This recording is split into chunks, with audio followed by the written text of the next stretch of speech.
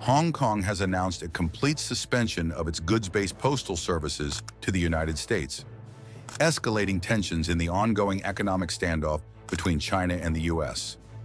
The decision, effective from April 27, 2025, is a direct response to a newly imposed 120% tariff by Washington on low-value imports, specifically targeting e-commerce shipments under $800, which were previously exempt under the de minimis rule.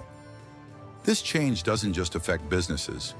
It impacts millions of consumers who frequently buy electronics, fashion, and gadgets online from Asia. If you've placed an order from a Hong Kong-based seller or are expecting a package routed through the city, brace yourself. Delays are just the beginning.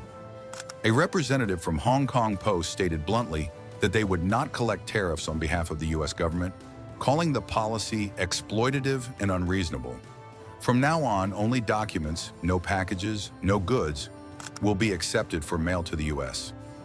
This marks a dramatic shift for Hong Kong, long regarded as a global logistics and trade hub.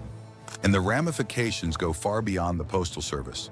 For decades, Hong Kong has played a crucial role in global trade, especially as a re-export gateway for Chinese goods bound for the West. But with these new U.S. tariffs and now Hong Kong's countermeasure, the city's foundational role is under threat. From the business side, the mood is grim. One electronics exporter in Kowloon, Mr. H. Tan Lee, told local media, with shipping costs rising, inspection delays, and now this new tariff wall, our profits are gone before the product even ships. And it's not just small business owners feeling the squeeze. Major cargo airlines operating out of Hong Kong International Airport have already scaled back U.S.-bound freight. Several U.S. companies, including a prominent tech accessories brand, have reportedly paused imports through Hong Kong, seeking alternative sourcing routes through Taiwan or Vietnam. The maritime sector is equally strained. Ships departing from Hong Kong now face extended inspections and additional fees at U.S. ports. This has led to a significant backlog of cargo containers sitting idle, a rare sight in what used to be one of Asia's busiest shipping corridors. Economically, the outlook is stark. Analysts predict that Hong Kong could lose between 35 to 45 billion US dollars in exports this year alone if trade with the U.S. continues to collapse. Around 1 million workers are estimated to be in sectors that depend on U.S. trade, including dock workers, freight handlers, customs agents, and factory workers tied to export manufacturing. Economists warn that a prolonged breakdown could trigger mass layoffs, business closures, and even a recession in the region. And the pain doesn't end there. Hong Kong's financial sector, which prides itself on stability, is watching the developments nervously. Indexes have shown early signs of correction, and foreign funds have begun to trim exposure to Hong Kong-based assets, citing rising geopolitical risk. From a geopolitical standpoint, this crisis is deeply intertwined with Beijing's own strategy. Chinese officials have publicly backed Hong Kong's response, condemning the U.S. for what they call economic aggression. A spokesperson for the Chinese Ministry of Commerce said today, "The United States continues to use trade as a political weapon. Hong Kong's choice is justified and supported."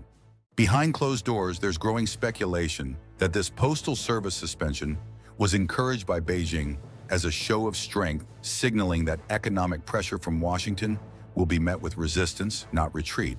The U.S., for its part, remains firm. A White House trade advisor said this morning, "Hong Kong is no longer autonomous from Beijing. The trade privileges once granted were abused. We are correcting that mistake. So what's next?"